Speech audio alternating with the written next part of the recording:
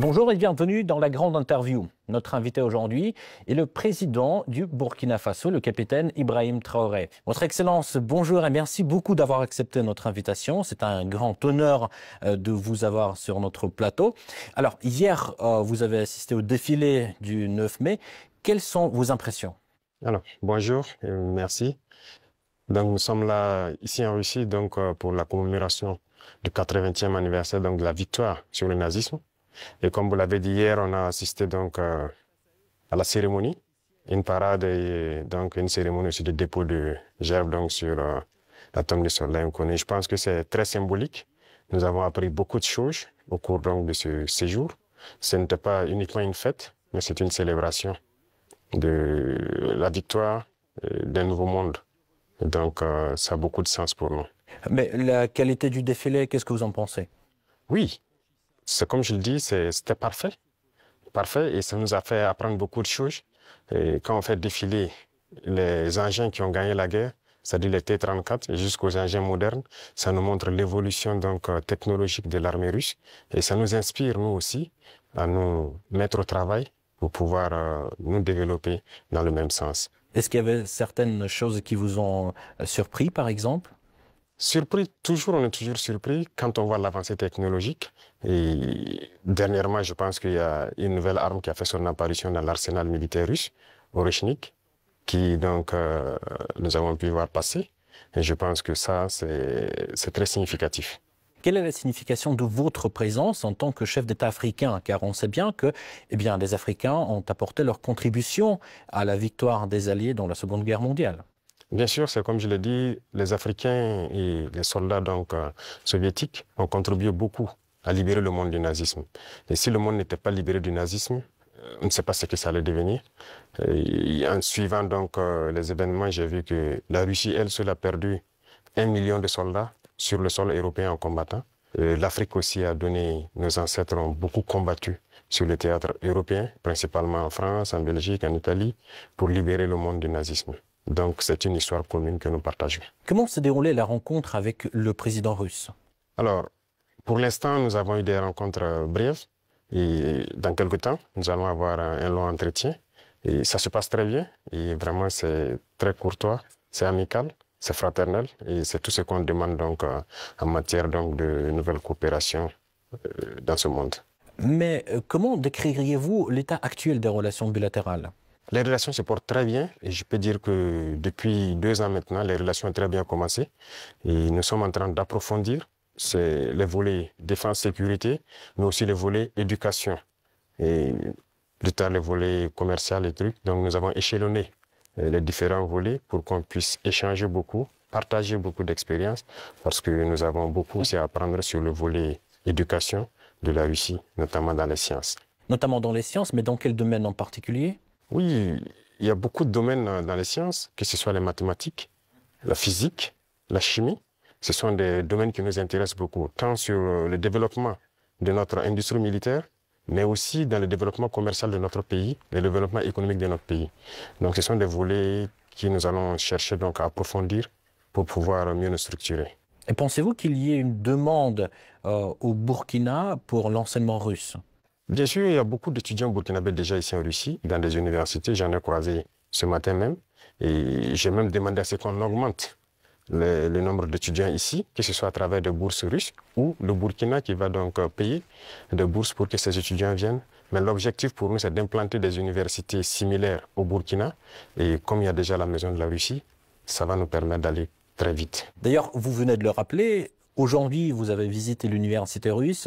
Comment s'est déroulée cette visite? Ça s'est très bien déroulé. J'ai eu des échanges fructueux avec le ministre de l'Éducation de la Russie, avec les recteurs et les étudiants, et surtout les étudiants de l'AES qui étudient dans cette université. Et nous avons eu de très bons échanges et on s'est parlé beaucoup de manière scientifique. Voilà. Parlons un tout petit peu de l'économie. Le volume des échanges commerciaux a augmenté de 10 fois en un an. Mais de l'autre côté, ces chiffres-là ne sont pas à la hauteur du dialogue politique. Comment expliquez-vous ce paradoxe? Et surtout, comment booster ces liens dans le domaine du commerce, en fait? Comme je l'ai dit, c'est une nouvelle relation qui commence. Vous savez qu'avec la Russie, depuis les... Pourquoi nouvelle, excusez-moi? Oui, ça recommence, puisqu'il y avait, depuis les années après la mort malheureusement de Sankara, les relations avec la Russie se sont beaucoup estompées. Et là, nous sommes en train de réveiller les relations. L'ambassade s'est installée et les relations commerciales sont aussi au cœur des échanges. Quand je prends, il y a un certain nombre de produits, par exemple burkinabés, qui transitaient par certains pays européens avant d'être vendus en Russie.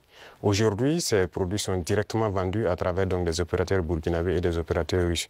Je parle notamment, quand on prend l'exemple des mangues, les mangues transitaient par des pays européens pour être vendus en Russie. Aujourd'hui, ça se passe directement. Il y a le coton qui va suivre, il y a beaucoup d'autres produits, le sésame et bien d'autres produits agricoles que nous pourrons échanger directement avec la Russie. Donc, ça ne fait que commencer, ça va s'accroître. Tout à fait. En fait, les prévisions économiques indiquent une croissance de 5,6% en 2025. Alors, quels sont les secteurs clés qui soutiennent cette croissance? Alors, il faut dire que jusqu'aujourd'hui, au Burkina Faso, c'est l'or qui est le premier produit d'exportation. Mais nous avons lancé le moteur de l'agriculture pour d'abord l'autosuffisance, mais aussi pour le commerce extérieur, l'exportation. Et si vous suivez bien, depuis l'année passée, nous avons lancé l'offensive agricole avec une initiative qui soutient l'offensive. L'objectif, c'est de pouvoir accroître notre production agricole de façon significative, s'autosuffire, mais aussi il y a des produits de rente qu'il faille donc vendre à l'extérieur. Et tout ça doit pouvoir soutenir cette croissance et nous espérons être bien au-dessus de ces chiffres-là. Mais comment se déroulent ces réformes, en fait? Il y a beaucoup de choses, ce sont des réformes difficiles. Il faut le reconnaître parce qu'il y a un système qui s'est installé, mais ce n'est pas impossible. Déjà, quand vous regardez notre production céréalière, on a eu une très bonne croissance en 2024. 2025, nous espérons encore faire mieux. Et ce sont des réformes assez courageuses. Quand vous prenez, par exemple, je reste toujours dans l'agriculture, nous avons, par exemple, décidé, à travers l'initiative de l'offensive, de labourer gratuitement les champs de nos paysans. Donc, l'année passée, on l'a fait. Cette année encore, s'il plaît à Dieu au retour, il y a un bon nombre de tracteurs encore qu'on a acquis, qu'on va mettre à la disposition des cellules mécanisées dans les différents départements pour accroître les superficies emblavées. Nous maximisons beaucoup dans la gestion de l'eau, à travers donc, une structure qu'on a créée, l'ONBA, pour maîtriser l'eau et pouvoir produire au moins 2-3 fois dans l'année. Parce que si on dépend uniquement des pluies, ça serait difficile. Donc, il y a ce secteur, le secteur minier aussi, que nous allons continuer de booster pour que le pays lui-même exploite ses propres ressources.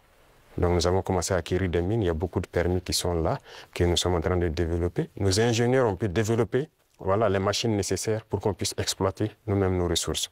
Donc, si on met à profit ces deux secteurs, et compléter avec l'industrialisation, c'est-à-dire la transformation de nos produits sur place, qui va nous empêcher d'exporter brut, ça va beaucoup nous amener à entraîner en tout cas une très bonne croissance.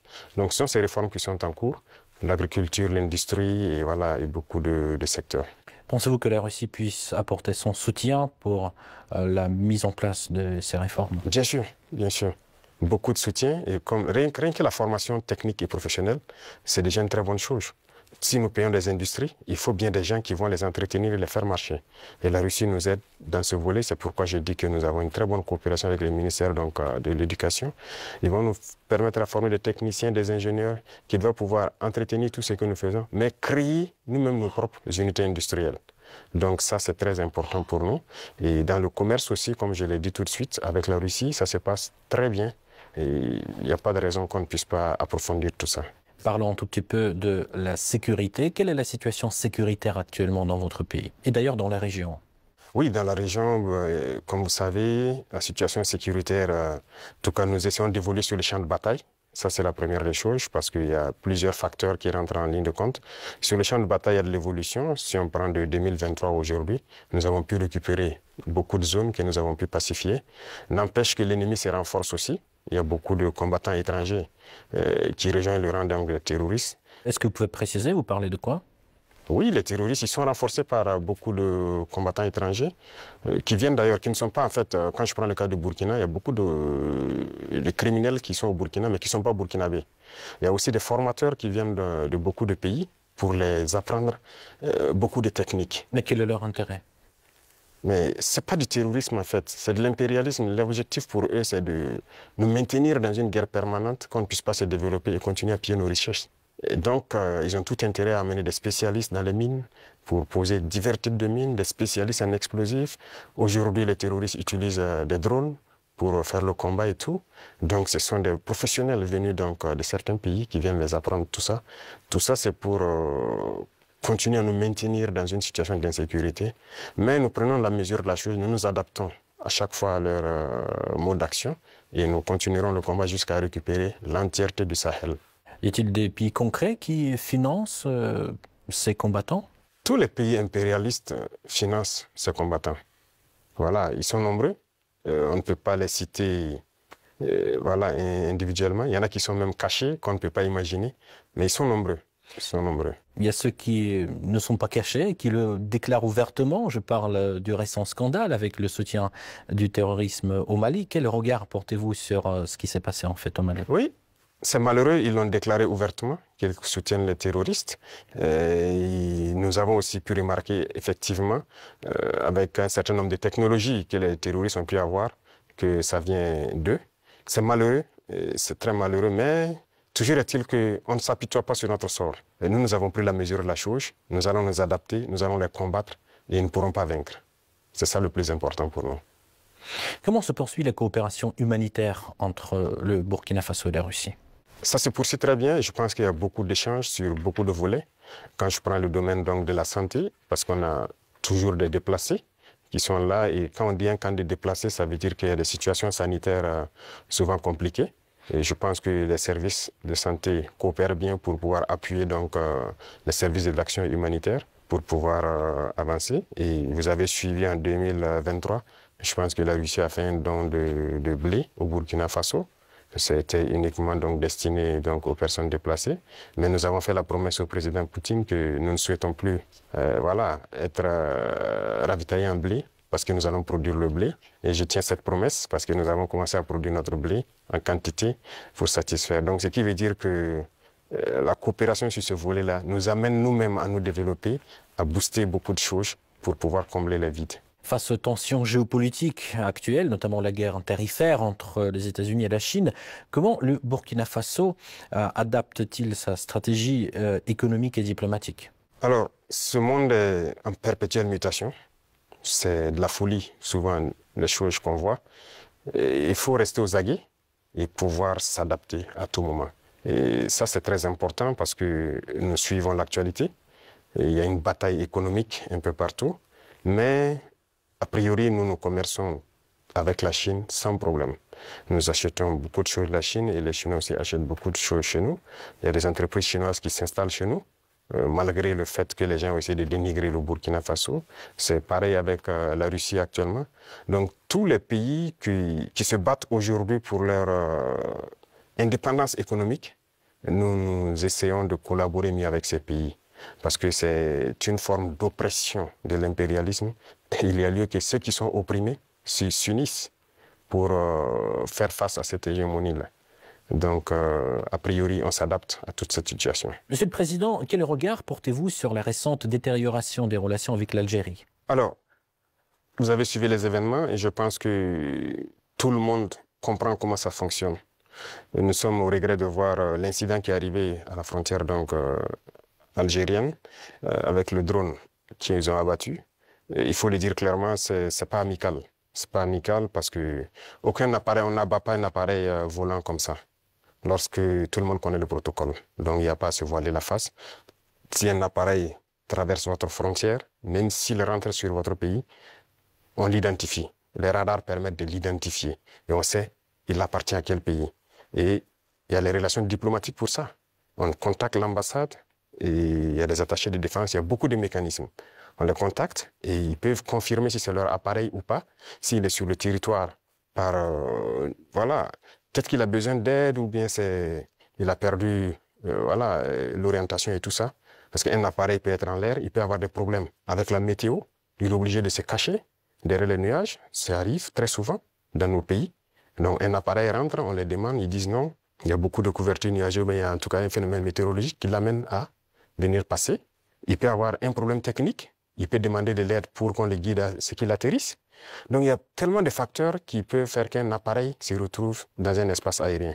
On n'abat pas un appareil systématiquement. Le cas est arrivé avec nous. On a souvent vu un appareil américain qui est rentré sur notre territoire, qui faisait donc des reconnaissances et tout. On n'a pas abattu l'appareil.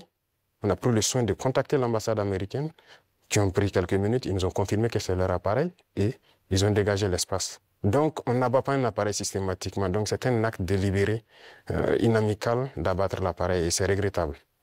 Mais si je comprends bien, vous ne fermez pas la porte au dialogue quand même. Non. Il faut que les dirigeants comprennent que nous n'avons pas le choix que de nous unir face à cette situation de soi-disant terrorisme. Parce que c'est un phénomène assez complexe. Et je vous dis que le Burkina était assis dans les années 2012 à regarder le Mali. Et on était, quoi, le régime qui était en place était ami avec ces gens-là. Certains vivaient même à Ouagadougou. IAG a vécu à Ouagadougou. C'est la réalité. Mais qu'est-ce qui se passe aujourd'hui? Ils se sont retournés contre nous. Ce ne sont pas des gens libres. Ils sont manipulés par les impérialistes et les ordres qu'on les donne, ils donnent à leurs criminels sur le terrain, ils le font. Donc, il faut que chacun comprenne qu'on doit s'unir pour faire face. Il n'y a pas de négociation possible avec ces gens-là. Justement, parlons de cette unité, plutôt cette intégration qui se déroule actuellement au sein de l'AES. Où en est-on actuellement? Ça se passe bien, ça évolue. Nous sommes donc dans la Confédération et comme je dis, il y a beaucoup de choses à mettre en place. Voilà. Et il ne faut pas chercher à aller tellement vite et ne pas bien faire. Donc, nous sommes en train d'aller de manière progressive. Il y a beaucoup de structures à mettre en place. Il y a beaucoup de volets à mettre à niveau dans les trois pays. Parce que vous n'êtes pas sans savoir que sur le point de vue économique, on n'est pas au même niveau. Sur le point de vue militaire, il y a beaucoup de volets. Il faut essayer d'équilibrer. Et donc, ça nécessite la mise en place de beaucoup de structures, beaucoup de rencontres. Et la libre circulation, ça nécessite un certain nombre de paramètres à mettre ensemble. Vous avez dû voir qu'on a fait un gros travail pour aboutir à un document unique de sécurité pour les voyages et tout.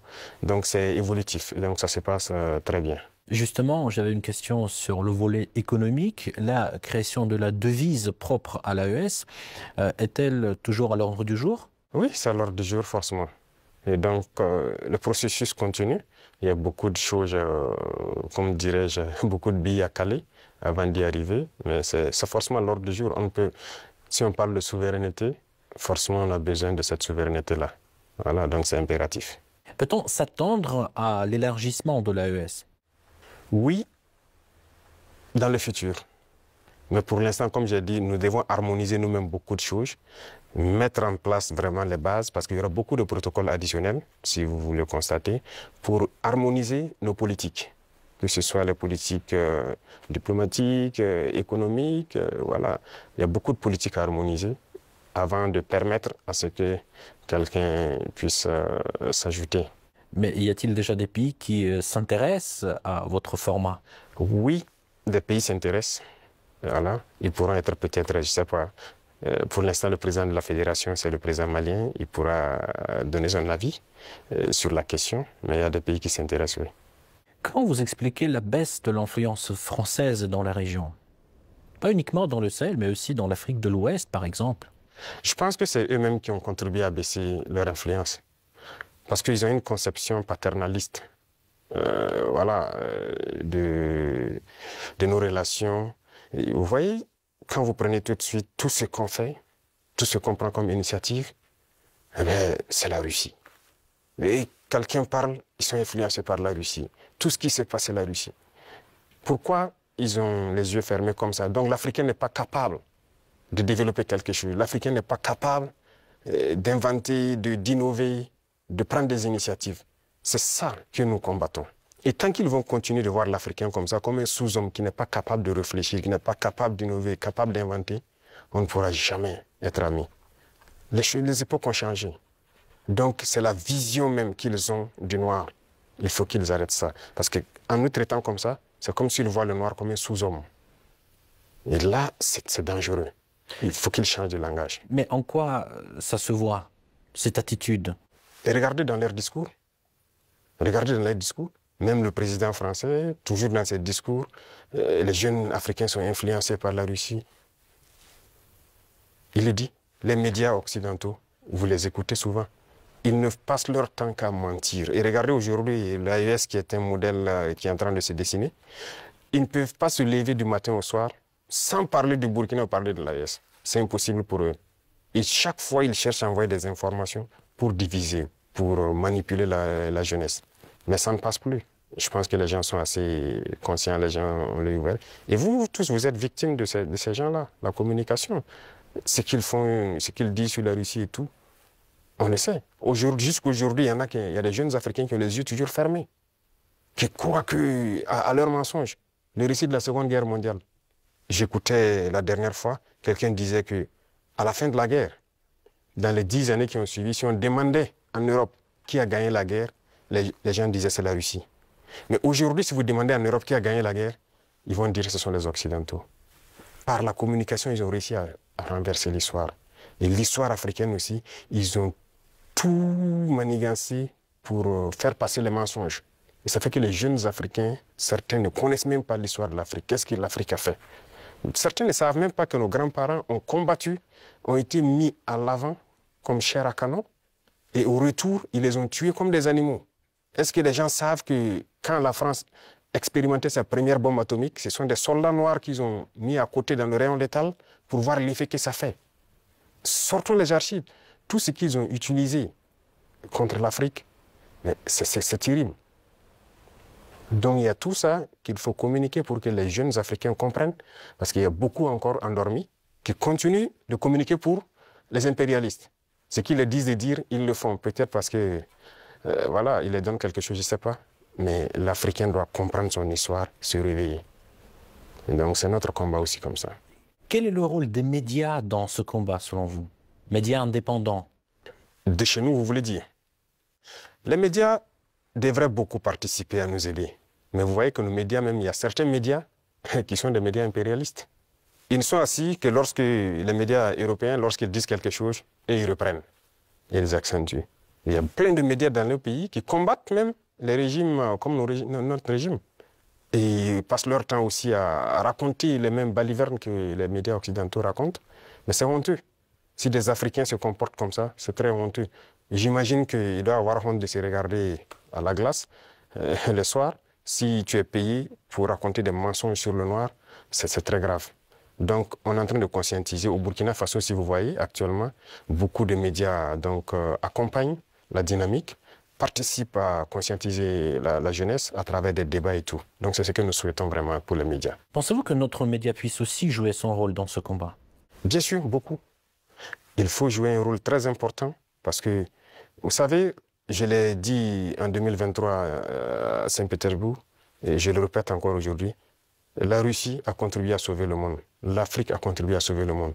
Il faut le dire. Il faut que les jeunes le comprennent. Que tout ce qui se raconte dans les films Hollywood, c'est faux. Ce n'est que du mensonge. C'est la même chose. La guerre du Vietnam. Aujourd'hui, on voit, l'histoire est tronquée. Mais il faut communiquer. Vous voyez, moi, ils n'aiment pas que je parle. On trouve que je parle trop et tout. Pour que je me taise, pour qu'eux, ils parlent et que leur version passe. Non. Moi, mon plus grand regret, c'est d'avoir passé une bonne partie de ma jeunesse à écouter des radios comme RFI, France 24. J'ai été dans des pays où ces radios étaient fermées.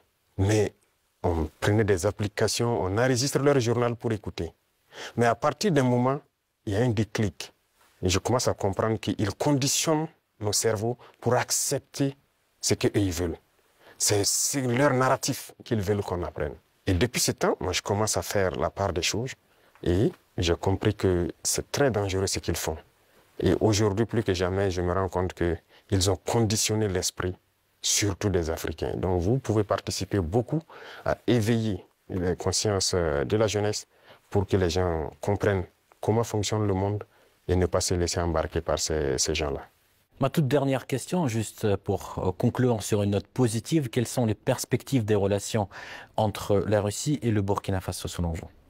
Beaucoup de perspectives à venir.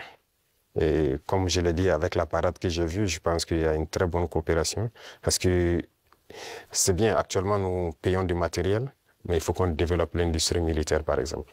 Et la Russie peut contribuer beaucoup. Et vous savez que la Russie, il y a beaucoup de scientifiques, de savants, qui sont russes. La preuve, on vient de quitter dans l'université de Mendeleev. Ils peuvent nous accompagner beaucoup dans la formation pour aussi prévaloir, parce que chez nous, nous avons des jeunes talents, des génies qui arrivent à créer des choses, mais il leur manque l'apport mathématique, la science pour pouvoir améliorer ce qu'ils font. Et donc la Russie peut nous aider beaucoup dans ce domaine. Ça va nous aider sur le volet militaire, sur le volet industriel, parce que ce sont les machines qui font marcher le monde. Et aujourd'hui, la technologie qui est là, que ce soit l'informatique et les réseaux, la télécommunication et tout, sur ce volet, la Russie est en train de beaucoup collaborer. Donc à l'avenir, toutes ces perspectives sont donc mises à l'ordre du jour pour que nous puissions donc voilà, arriver à un objectif certain que nous souhaitons. Votre Excellence, merci beaucoup pour cet échange très intéressant et très enrichissant. Je rappelle, c'était le président du Burkina Faso, le capitaine Ibrahim Traoré. Merci encore. Merci à vous. Merci.